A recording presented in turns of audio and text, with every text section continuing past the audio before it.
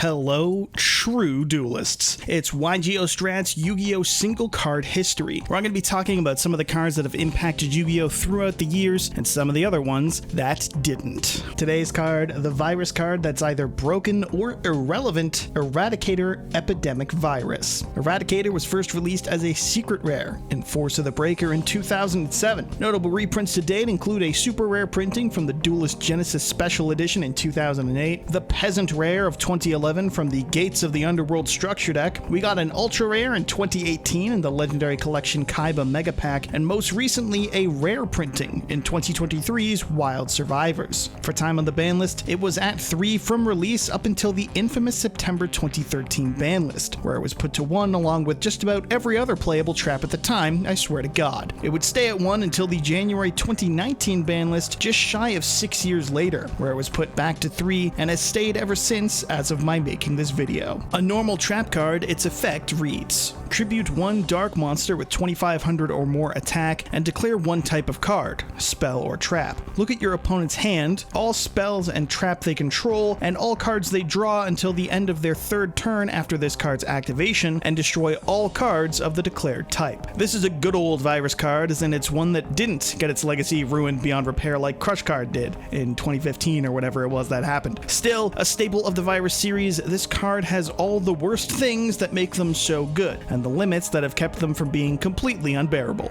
Mostly. The virus cards, or at least all of them in their first printing, share a few common traits. They all require you to tribute a dark attribute monster to activate with some declared stat line and will destroy cards in the hand, or in the deck for the case of Grinning Grave potentially, and then we'll all look at the cards the opponent draws until the end of their 3rd turn after the virus card is used. For Crush Card Virus, Deck Devastation Virus, and Full Force Virus, they will all affect monsters in the opponent's hand depending on the stat lines of those monsters, and Grinning Grave Virus can technically destroy any card, but will only hit monsters in regard to its effect on the cards that are drawn. And this is what makes Eradicator different and also so strong. It can hit spell or traps depending on what's called, and if Imperial Order is any indication, going after spell cards can be pretty damn brutal. And for any Paleozoic players, I'm sure being called trap hurts too. But as is the case in Yu-Gi-Oh!, spells have a much more immediate impact than traps do in most games, and hitting them tends to hurt far more. Truly, the virus cards are some of the most insane ones on paper in this game. They give full hand knowledge for 3 turns and destroy cards when they're drawn, so long as the drawn card matches the type that the virus is being used for. This is brutal because it allows players using the virus to know every card the opponent has and subsequently which ones they can stop, and what to play around in regard to any sort of hand traps they might have, and it does this for 3 turns, which is insanely good and almost makes you wonder why they don't see more play, and that's because they're kept in check, so to say, by what they require to use. Dark monsters, and often ones with a high stat line. The exception to this was Crush Card, which was insanely strong and banned for being so insanely strong, until it inevitably got errated, but that ruined it and is so completely unplayable that it's a subject for another video in the near enough future, I'm sure. The main thing that's kept Eradicator at bay is the need for a dark monster with 2500 or more attack, and as much as that isn't exactly rare in Yu-Gi-Oh!, it isn't exactly common either, or more accurately maybe it's not necessary depending on the context of the format. Yes, you could tribute a Dark Destroyer to hit your opponent's spell cards going up against Monarchs, but you could also keep it on board and let it get its effect when it's destroyed to float into more Cosmos, or more likely you're using it to push for a game, since Cosmo wants to OTK a lot more than it wants to take a peek at that extra tenacity you drew 2 of but you can only use 1 per turn. In terms of use in the game, it's seen 2 big spikes to date and has been almost unheard of in between. Despite the card's release in 2007, it didn't really see a ton of play in the metagame for a good number of years. Decks like, say, Dark World would sometimes play it, seeing as Grapha is a pseudo self-summoning from the grave monster who meets the requirements in both attribute and attack, and it can bring itself back multiple times per turn depending on your board setup, making it very easy to abuse with Eradicator. This fact, coupled with the reality that Dark World is synonymous with deep draw, meant that there was a good chance you could draw into it in a given game, and whether you were blowing up the spells the opponent might have have because you didn't want to see Dark Hole or Heavy Storm, or getting rid of traps so you can secure a more easy push for game, there were uses for it. But beyond Dark World, there wasn't a whole hell of a lot of use for it. That was changed, of course, by the time 2013 rolled around, and more specifically, Lord of the Tachyon Galaxy, since that brought us two decks that defined a format: Dragon Rulers and Spellbooks. Spellbook was a deck known for playing, 8 monsters in the monster-heavy builds, and then 30 or so spells at the minimum. Suddenly, one of the two best decks had a very severe need for its spell cards, and Eradicator could destroy all of them. And as such, the only other deck that was truly in competition with Spellbook, the Dragon Rulers, had a very easy way to snag games from the opponent. Because while none of the rulers themselves are Dark Attribute, they were easy as hell to summon, and any two of them could make a copy of number 11 Big Eye, a dark monster with 2600 attack, meaning all you had to do was side in 3 copies of Eradicator, and if you drew it going first, you could make yourself a Big Eye, set Eradicator and pass, and the opponent could immediately know that the duel was not going to be a good one for them. Thanks to these two decks' dominance, we saw the biggest spike in play for this card in the game's history to date, with even decks like Evil Swarm siding it in for the same reason, though it's worth noting, it's almost exclusively as a side deck choice in this format. The card wasn't nearly as impactful against Dragon Rulers, and they were broadly seen as the deck to beat at the time. This is a trend that follows Eradicator for just about its entire lifespan really, and especially after it was hit to 1 in the same year as the Reign of the Rulers. It did still see some sporadic play after this, but with it being limited and really a side deck tech for certain matchups, the card fell out of favor pretty heavily with players. It did see some play in certain decks. Dark World would continue to play it, often even in the main deck, since as stated, Grapha makes it so easy to use on command. And hell, even decks like Sylvan would side it as a nice little blowout cards for specific matchups, like say calling traps against a deck such as Hat or Gear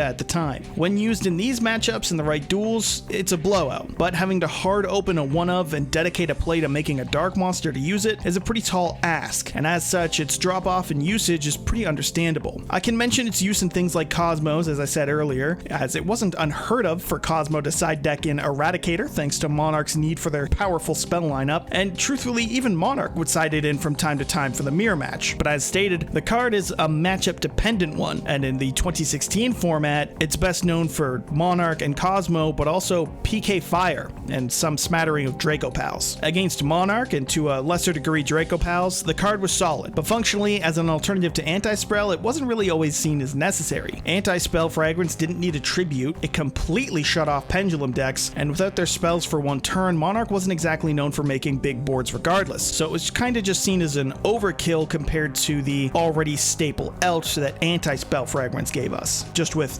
3 times less chance of seeing it. But with time, we would inevitably get a new deck like Spellbook that used an abundance of spells and did so to tournament success. Sky Striker released in 2018 and would see the start of what ultimately would become the Toss format. And even before Eradicator would come back to Unlimited, the card was back in some decks, with some Thunder lists opting to even main deck it. It's not like it was hard to get a copy or two of Colossus on the fields to get the card live, and Lord knows, tributing one of them away still doesn't let them search regardless, so why not? The card would find its way into Orcus decks for much of the same reason, as these were decks that had easy access to dark monsters with the needed 2500 or more attack, and they are making them anyways as part of their core strategy. In a format where Sky Striker is a deck, and seeing as resolving Eradicator can drastically increase your chances of winning, it was an easy fit in Orcust and Thunder. As the format grew, Sky Striker Orcust would become a popular combination of the two decks, and the card's usage would only become more valid, as you can tell from how green this deck list on screen looks. If Eradicator resolves, you're probably in for a good time, even if the opponent isn't. Hell, Orcust even has that nice little advantage that Orcust Nightmare can give a monster you control an attack boost, allowing you to potentially get a dark monster the attack needed to be a viable target for Eradicator, since Eradicator just needs it to have 2500 attack on the field. And since Babel makes Orcust Nightmare's effect a quick effect, it isn't impossible to set it up for the opponent's turn. Despite Sky Striker falling out of favor after hits on the ban list and the inevitable death of Toss format, the card has continued to see play even up until today. It didn't see a ton of play in things like the Adventure format or Adamancipator Eldritch COVID format, but once Tier Limits came into the game, the card has seen a nice dose of play. Even though Tier Limit doesn't use an abundance of spell cards, power cards like Instant Fusion and just the fact that the field spell can be crucial in the mirror match means it's hardly a bad thing to blow up all of the opponent's spell cards. And it's especially better when you remember that outside of Tier Limits, before the Ishizu cards were released, Runic Stun variants were around. Using Eradicator could get you around a copy of Mystic Mine in a not unheard of of play, and with the release of Bestials, the deck didn't even have to try too hard to get a 2500 beater on the field, since Sprite and Tearlament both have dark monsters that can enable those Bestial plays. Or in the post-Tearlament format, the card would see play with the likes of Runic Sprite, since making a 3200 giant Sprite wasn't a difficult thing to do when half of the deck is an archetypal instant fusion, allowing you to get your buffed out giant and then call spells to rip apart hands in the mirror match, or if nothing else, just get hand knowledge on what plays are best to interrupt from the opponent. And even now, the card is still seeing some play. It's not unheard of to be used as a side deck card for something like Kashtira, given how popular Runic Sprite can be and just how powerful the Kashtira spell cards in the mirror match. And most infamously, as I'm making this video, it's not an uncommon card in Labyrinth either. Labyrinth is the newest trap deck for the game, or at least the newest competitive one, notable for having a very solid matchup against the top contender Kashtira and being able to access any normal trap card in the game through Lady Labyrinth of the Silver Castle. Notably, this does include a normal trap card like, say, Eradicator, and Lady herself is a valid target to tribute for it. There was also a pretty infamous now incident at the German Nationals in this year's 2023 German National as I'm making this, and it had some insane results.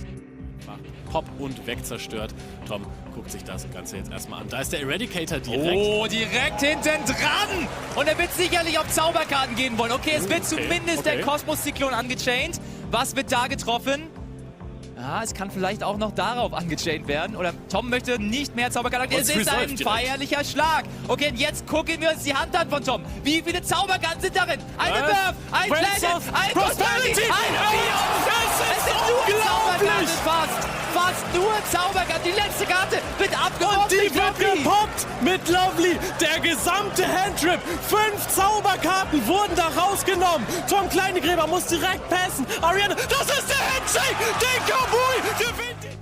This was Game 3 of the finals, and that resulted in winning the entire event, and has thrust this card into the spotlight for a hot minute, because that was decidedly a blowout for the Labyrinth player. And while there were debates about banning Lady of the Labyrinth, I think most people can agree if there's a problem here, it's most certainly Eradicator. The question is just how much of a problem is it? Because not only is this a case of a card that's predominantly a side deck card, that match you just saw is a very rare occurrence in this game. It's not common that a Kashtira hand has that many spells, and the fact that Lovely Lady was able to pop the only non-spell left, resulting in a no game, was almost certainly not even the imagined result of the Labyrinth player. It's just that 1 in 1,000 chance where the stars align, and it doesn't matter what you do, you're just gonna lose. And even then, there's the fact that Eradicator, while it is oppressive and destroys all spell or trap in your hand, it actually won't affect out searched spell cards, only ones that are drawn. This fact is how something like Sky Striker was able to play around the card in toss format. If they had a copy of Ray and you blew up their engage in hand, they could just summon Ray,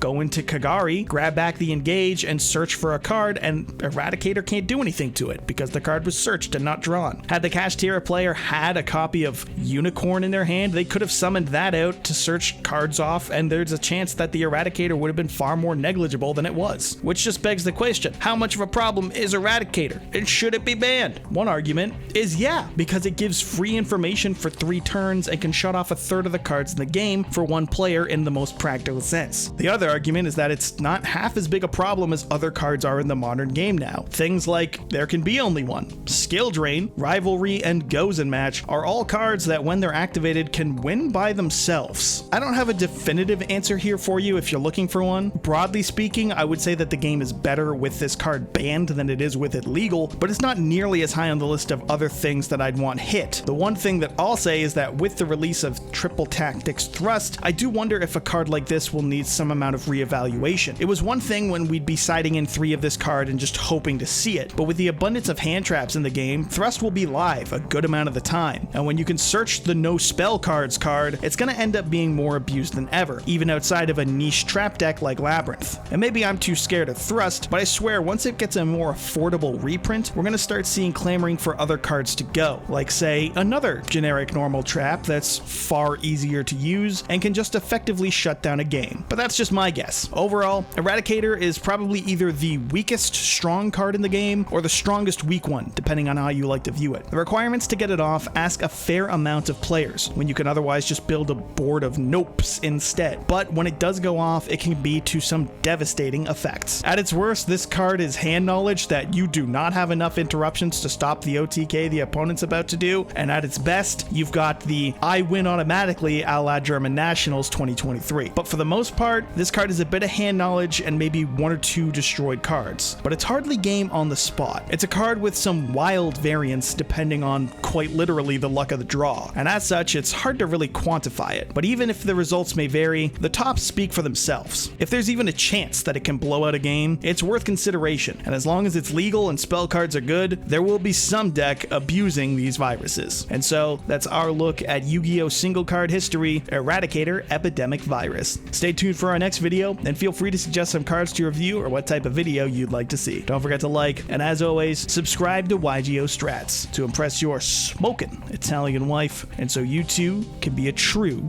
duelist.